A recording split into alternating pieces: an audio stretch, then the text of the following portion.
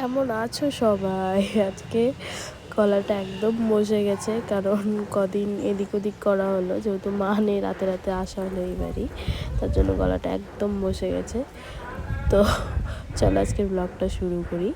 আজকের নয়, ব্লগটা বেশ কয়েকদিন আগেকার, মানে 10th ফেব্রুয়ারি ব্লগ ছিল এটা। তো ছিল একটা ইনভিটেশন। তো আমার সকাল থেকে টুকটাক কাজ সেরে সকালটা শুরু হচ্ছে এইভাবে। একটু গল্প নয় আমিও করি আজ অন ক্যামেরায়। আজকে অনুষ্ঠান, মানে যেখানে ইনভাইট আছে, যেহেতু মুখটা এত কালো হয়ে গেছে, তো কি বলবো, সব কিছু টাইম হয়, খাবার হয়, ঘুমানোর হয়, কিন্তু ফেসিয়ালটা করার আমার টাইম হয়নি। তো আজকেই অনুষ্ঠান, আর আমি আজকেই সকালে ফেসিয়াল করছি, মানে এটাই লাস্ট পর্ব। প্যাক লাগিয়েছি, রিটার্নটা করলাম না এই কারণে যে সেইভাবে তো ছিল না নোংরা, তবে ছিল, জাস্ট ফ্রুট ফেসিয়ালটা করলাম। ভালো লাগে, এটা স্মেলটাও সুন্দর। তো আমার তো সরস্বতী পুজো মোটামুটি গেলই। তোমাদের কেমন গেল? তোমরা তো কোনো কিছু বলবে না।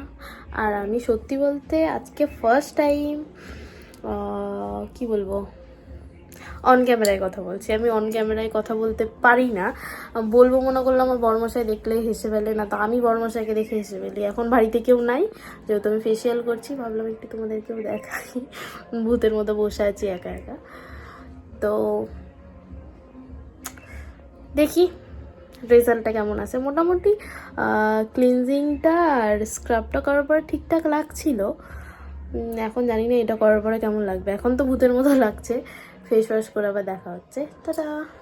বড়মশাই বাড়িতে এলো, একটু খাবার নিয়েও এসেছিলো, যেহেতু এই বাড়িতে আমি একার জন্য আর কিছু করি না, মায়ের রান্নাবান্না করে। তো আমি বলছি কেমন লাগছে, বলে কিনা পেতনি লাগছে একদম। তোমরাই বলো আমাকে কি খুবই পেতনির মতো লাগছিল দেখতে? হ্যাঁ লাগছিল, তবে ও যেভাবে ডেসক্রাইব করছিল আমার তো মনে হয় না অতটাও পেতনি লাগছিল, কিউট পেতনি লাগছিল।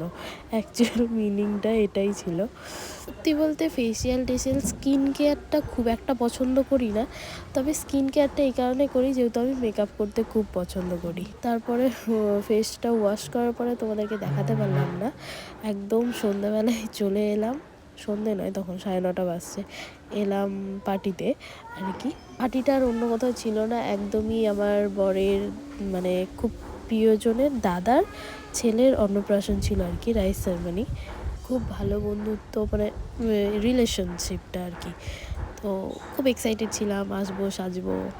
তো বরমশাইকে ছেড়ে আমি, দিদি, মা আর বাবা বসে পড়েছি, আর এই সাইডেও দিদিরা বসেছিল। তারপর বরমশাই খোঁজ নিতে এসছে কি আমরা সিট পেয়েছি কিনা। তখন ওনার খিদে পেয়েছে, মানে ফাইনালি যখন আমাদেরকে থালামালা দিয়ে দিয়েছে তখন ওর ইচ্ছে করছিল খেতে। তো শীতের শেষের দিকে, মানে হালকা শীতে, এখনও বরফপুরে শীত আছে, তো হালকা শীতে বেশ লাস্ট একটা ইনভিটেশন পেলাম ঠান্ডার মধ্যে। প্রথমে প্লেটটা দিয়ে দিল, তো একটু ক্লিন করে বসে আছি যে কখন শুরু হবে খাবার পর্ব। তোমরা তো মেনু দেখেই নিয়েছো। মেনু শুরুতে ছোট্ট আইটেম থেকে স্টার্ট হয়, সেটা হলো আমাদের স্যালাড, সবসময় এটা আগেই থাকে। আর তারপর ছিল ভেটকি মাছের ফিশ কাটলেট, দারুণ ছিল এটা খেতে, এটা বাম্পার লেগেছিল আমার খেতে। বড় বিয়ের সাথে তো ছোটো বিয়াকে থাকতেই হবে, যাই হোক চাটনির সাথে খেতে বেশ লাগলো। তারপর ছিল কিছু মটরশুঁটি কচুরি সামথিং কিছু ছিল, আর চানা মশলা, বেশ ভালো লেগেছিলো খেতে। সেদিন তো একদমই খেতে পারিনি। তারপর আর কি তখন ফিশ কাটলেটটা খাওয়া হয়েছিল না, খেলাম, তারপর টুকরো করে খাচ্ছি। মানে খেতেই মানে ওটা, মানে কচুরিটা খেতেই না চলে এলো সাদা ভাত। তো ক্লিপসগুলো ঠিকভাবে নিতে পারিনি। সাদা ভাতের পরে ডাল ছিল, আর একটু মাছের মানে কারি, মানে মাছের ঝোল আর কি, বেশ ভালো ছিল খেতে। সত্যি বলতে পার্সোনালি ভালো লেগেছিলো সব খাবারগুলোই খেতে। তারপর এদিক সেদিক তো চলছে, খাওয়া দাওয়াটা, সাদা ভাতটা তো কমপ্লিট। তারপরে এলো গরম গরম পোলাও, তার সাথে ছিল মাটন। ওয়াও, ভালো ছিল। কিন্তু দুঃখের বিষয় আমি না মাটন খেতে পারি না, 1 পিস কি 2 পিস ঠিক আছে, তারপর আর হয় না। নিয়েছিলাম বাট খেতে পারিনি। তারপরে এখানে বড় মেম্বারটা থাকবে, তো আমরা খাচ্ছি আর ওরা মানে পার্টনারশিপে ছিল যে একসাথে বসে কম বেশি করে অল্টারনেট করে খাবারটা খাবে, যেহেতু বড় মেম্বার খেতে পারে না কিচ্ছু, বড় মশাইরাও বসবে যাতে ওরা একসাথে ধরো ও যদি বড় মেম্বার তো অ্যাকচুয়াল মাটন অত খেতে পারে না, মানে ভাই কাকুকে পার্সেল করবে, তার জন্য ওরা একসাথে বসবে বলে অ্যাকচুয়াল আমাদের সাথে এই কারণেই বসেনি। তো বসলে কী হবে, আমার কাছ থেকে আবার বলছে কাম্মি একটু দাও খাবারটা। আর তোমরা দেখতে পাচ্ছ সব সিটে 2টো করে, আর আমাদের সিটে 3টে মানে ফুচকাটা আছে।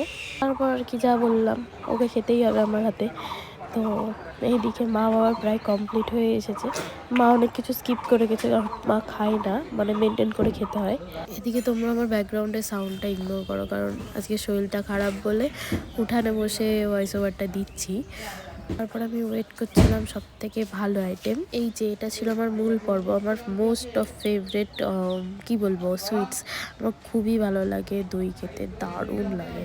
তারপর আর কি হাতটা ধুয়ে একদম পরিষ্কার করে আর কি সমাপ্ত করবো এটা। অনেকক্ষণ ধরে খেলাম, অনেক কথা বললাম তোমাদের সাথে, এবার হাতটা ধুয়ে চলে আসবো বাড়ি। তো যেহেতু সব পড়ে থাকলো, আমার মেন যেটা সব থেকে বেশি ইন্টারেস্টেড মানে মেকআপে, সেটাই তোমাদেরকে দেখাতে পারিনি, লুকটা।